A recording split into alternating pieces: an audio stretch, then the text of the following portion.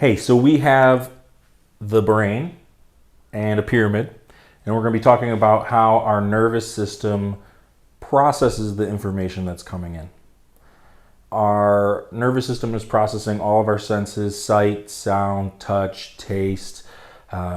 It's going to sense how we're feeling pain, stretch, compression. It's going to feel how we're feeling our heart rate, our digestion. It's going to feel the butterflies from the chemicals in our stomach as well. It's called interoception. So what I want to go over is how does the brain process this and determine how to do a reaction or give an output from that. Okay, so I just drew a nice brain here. We have our cortex, which is the big wiggly part up here. It's going to have lots of other wiggles in it. We're going to have our cerebellum here, which is for coordination, balance. And we have our brainstem that connects to our midbrain, which is more for our primal or our lizard brain. So that's impacting, make sure that we survive. Make sure we're not in a threat of being in danger. Okay? So what's the most important fact of how we process things is that we process things bottom to top and back to front. So that means that we're going to process our coordination before we process how we feel about it. So this is our frontal cortex. That's kind of more of our cognition, our executive function, our, what makes us think a lot more. We have our motor section. So this is the area of our brain that controls, the body's awareness of our motion. It has a nice picture of all the body parts and where things are when it wants to move. Right next to it is the sensory area of the brain, and that's telling you, okay, this is where I am in space. This is where my fingers are, my tongue is, my ears are, my knees are, and so on and so forth. We have selective attention, which is awesome. And this is for some of my neurodivergent folks who, wonder how this could play a role in things. We have our visual processing, so how when we see something, how it's processed and we're understanding things. And our audio processing, so when we hear something and we're understanding how that is impacting our body. So that's the most important. So again, we process the stay alive information and all the way to our think about it. Okay, so think about it is last, survive is first. There's another hierarchy of this, and that's why I drew the pyramid. So this is the hierarchy of how our brain interprets things and what it puts most of its importance in. So the most important thing of this is visual. Okay, so what we're seeing. There's a reason why our sight is so good. It's because our brain really relies on it to kind of correct and compare everything to. And so if things are off compared to our sight, or our sight is off compared to what we're experiencing, our brain doesn't feel very good about it. The next one is vestibular. So that's the little organs in our ear that tell us that which way is up, right? So I know this way is up. If I'm laying down, I know up is where I'm facing. If I'm spinning, I know which way I'm spinning, and my eyes can keep up and keep a lookout for something dangerous. Okay, so it's prioritizing what we're seeing visually. Our vestibular system is trying to help our visual. And then the last one is something called proprioception.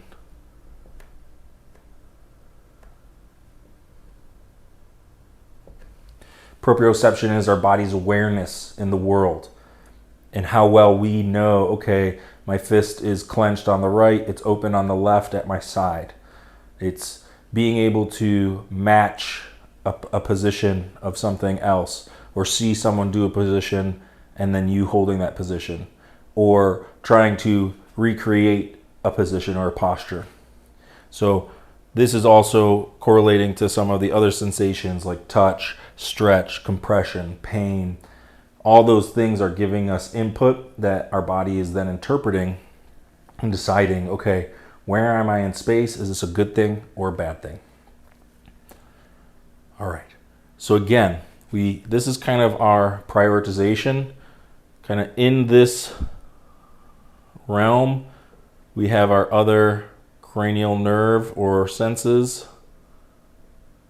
Just because those all kind of come into the brain and brain stem, towards the brain stem midbrain rather than, again, the cortex.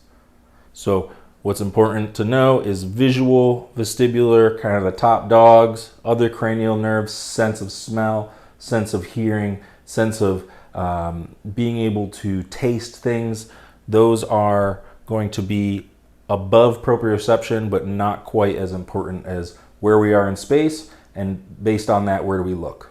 Okay?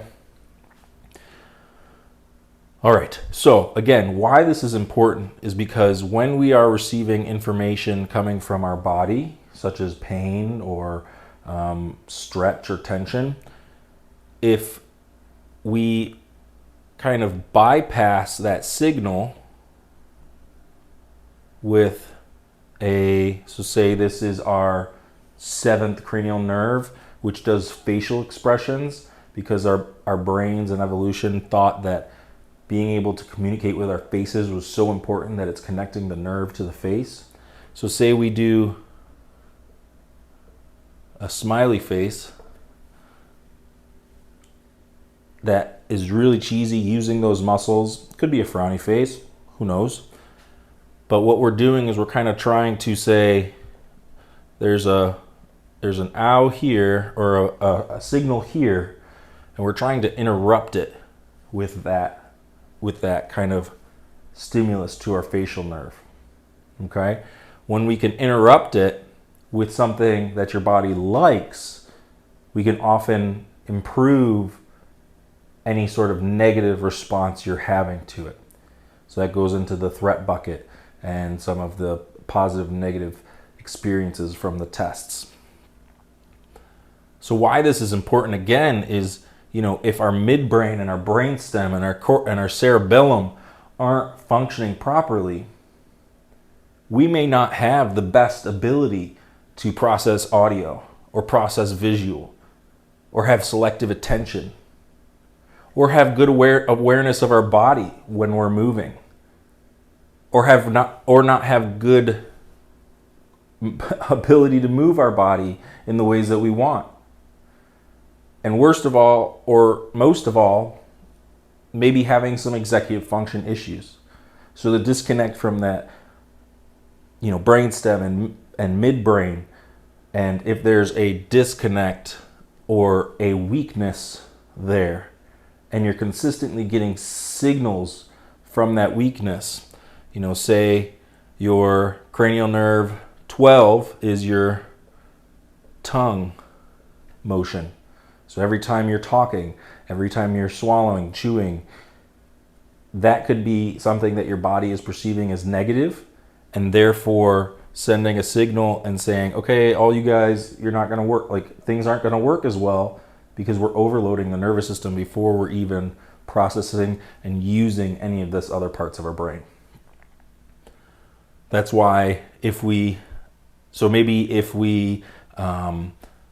always holding our shoulders in a tense position, it may create an impact, a negative impact. It may have a positive impact. Some people may, if they shrug their shoulders and hold it, it may actually improve whatever their retest is.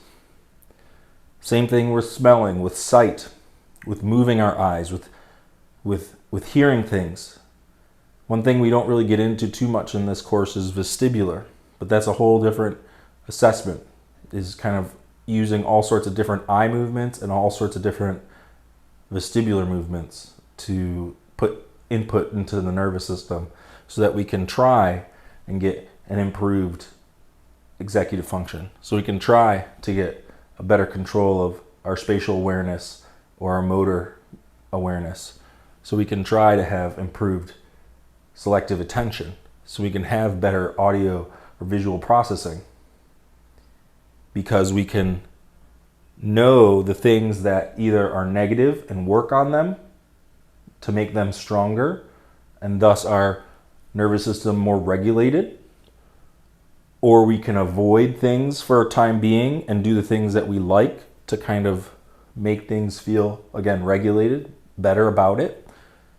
Ultimately, we want to get our brain and our nervous system functioning, firing as well as possible, as happy as possible, so that our brainstem, our midbrain, our forebrain, everything is nice and confident, and everything we test is either no effect on your movement or positive effect on your movement. That's when we know that your nervous system is regulated, and that's when we know that you're going to be firing and functioning at your potential. So this is the purpose of why we're going through these new inputs into the cranial nerves. And this is the reason why visual, vestibular, or movement can impact our symptoms so fast, because our nervous system moves at over 1,000 miles per second. And so the input and output are all within a fraction of a blink of an eye. So everything's happening fast. It can happen fast. What we're working for is to help our nervous system function better, interpret things better, respond better. What this doesn't replace is if you are stuck in a position or something your body is avoiding or your body can't do movement wise is creating that negative. This isn't going to take that away. What this will do is it'll kind of help reduce some of those symptoms. It can even over time help gain some of the mobility over time. Or if you work with a really great practitioner, you can find different inputs that can actually help reduce the thing that's causing the limitation. Or if you work with a bodywork specialist who can help address some of the movement issues through manual therapy or other modalities. But what we're doing is we're trying to get that nervous system to calm down. We're trying to get your brain to function better, your body to feel like it is in a safe space, and that we can move and think and do at our potential.